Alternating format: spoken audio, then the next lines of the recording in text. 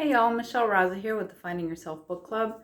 Today we're going to talk about John Gottman's What Makes Love Last. We've been discussing all the way through, I believe we're on chapter 13 now, Learning to Trust Again, a life-saving skill. If you haven't had a chance, please do like and subscribe. It really does help us little YouTubers. And check out our website. We're at www.findingyourselfsatx.com. There you can take our free life balance questionnaire. I'm sorry, I'm tripping over my words today. There you can take our free life balance questionnaire and send it to us. You can also just fill out a contact form and we'll be in touch. Your first consult is always free. Thank you. Okay, so without further ado, John Gottman's What Makes Love Last, and we're talking about learning to trust again. What do you think is worse? A miserable marriage or an isolated, lonely life? It may sound like a ridiculous question, like asking what type of torture you prefer. I pose it because I found it's not uncommon for people to stay in a bad marriage or relationship to avoid being alone. There are others who respond to betrayal by leaving their partner and vowing never to get close to someone again. As one woman said, "I prefer living with goldfish. They don't cheat on you." The problem is that both of these reactions to betrayal are unhealthy. And by that, I don't just mean that they are emotionally and psychologically destructive. I mean they can kill you. The evidence is devastating and clear. Couples in low-trust relationships have a higher death rate than others. We noted that more of the couples in zero-sum relationships dropped out of our study than did others. This is talking about a 20-year study they did of older couples. These were partners who, when the tapes were rolling during their conflict conversation, treated each other like adversaries. Their relatively high dropout rate didn't surprise me. I figured they found participation too unpleasant to continue, or had split up and didn't want to look back. This sort of attrition is why, like most scientists engaged in long-term studies, I began with more subjects than necessary for accurate results. But recently, Dr. Tara Madhaista conducted additional research and uncovered a grimmer explanation for the absent subjects. When she categorized the couples based solely on their conflict discussions, she discovered that a shocking number of zero-sum husbands were dead.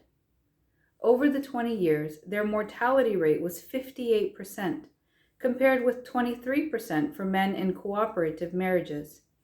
Here's another way to look at it. If the couple had a zero-sum conflict conversation at the start of the study, then even when we account for age and other factors that affect health, the husband's odds of dying over those 20 years were 11 times higher than men in mutually cooperative relationships. They were also 7 times higher compared to couples with a mixed style, meaning one partner displayed a cooperative style and the other was zero-sum. These results are consistent with a number of studies that find men who believe their wives love them are likely to have significantly lower severity of ulcers and lower rates of coronary artery blockages and angina. We don't know why the husbands died in disproportion to the wives. Perhaps it's because a man's blood pressure, pulse, and other physiological measures of distress are more reactive to conflict. But being in a miserable marriage takes a toll on women, too. The wives who engaged in zero-sum conflict reported more psychological and physical health symptoms than the other women. There's a fascinating study that underlines the benefit of a high-trust relationship to a woman's health. The researcher, Dr. James Cohn, had female volunteers undergo MRI scans while their ankle received mild shocks. Before the test, each subject filled out a questionnaire that indicated whether she was happy in her marriage. Cohn tracked the difference in each woman's response to the stress, depending on whether a stranger or her husband clasped her hand during the experiment. In the stranger's presence, the parts of her brain that signaled danger and alarm were activated completely.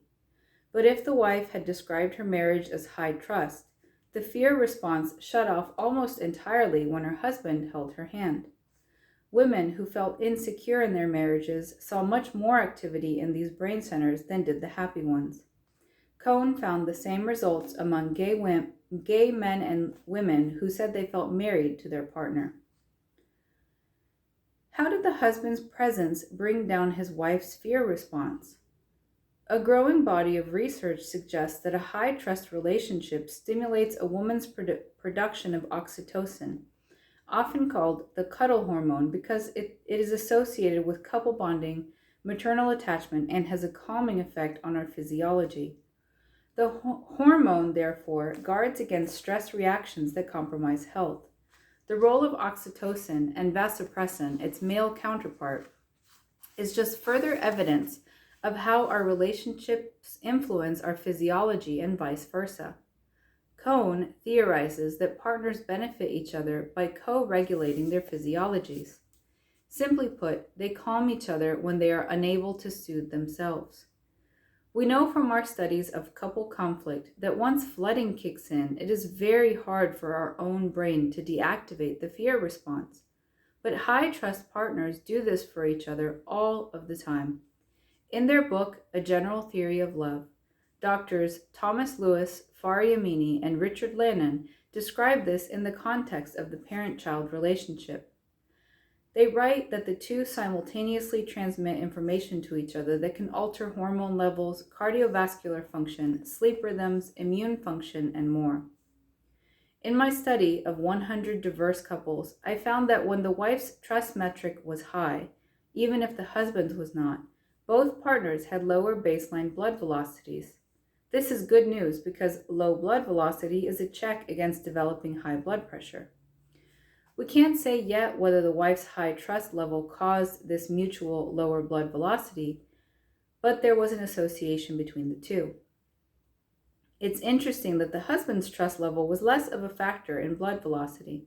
I've come to believe that, in general, a wife's sense of security tends to influence the relationship dynamics more than does her husband's. When a man realizes how critical it is that he makes his wife feel secure, the relationship reaps enormous benefits, and so does their health. Of course, the need to earn the partner's trust knows no gender. For everybody, a stable, trusting relationship is linked to relatively high survival rates from cardiovascular disease, cancer, surgery, and other illnesses. The message is clear. A happy relationship is good for your health. A low trust one can be deadly. If yours is broken beyond repair, moving on can improve your odds of good health. But what you do after you leave or are left may be more important of all. Here's the answer to that question I posed at the beginning of this chapter. What is worse for your health, marital misery or being alone? A wretched relationship is devastating to one's health, but statistics show that unremitting loneliness is even deadlier. So we'll stop here for today and continue in the next video covering this topic. So a lot of what Gottman has talked about is how to make our relationships work. There are a few instances where he recommends not trying anymore, and that's what we were covering in the last chapter, how to know when it's time to go. He talked about that being somewhat of a switch. So once the couples are in that state, it's very hard to get out of it.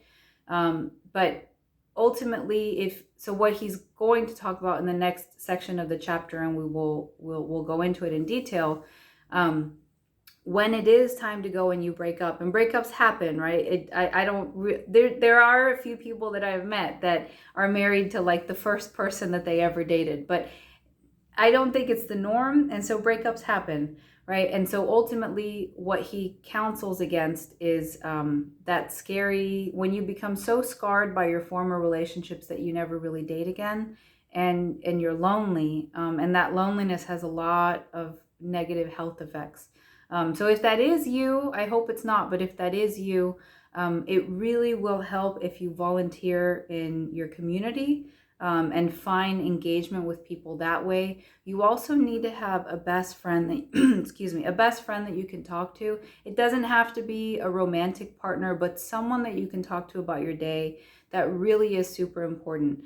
So finding that social network is really important for you and your health, physical health. And of course, if you want to talk to us, if you have health insurance, I recommend getting yourself some therapy. That's always helpful. Even if you think you don't need it, it's good. It's really good. And you can always talk to us. That's what we're here for. Check out our website. We're at www.findingyourselfsatx.com. And we'll talk soon. All right. Take care, y'all. Have a good week.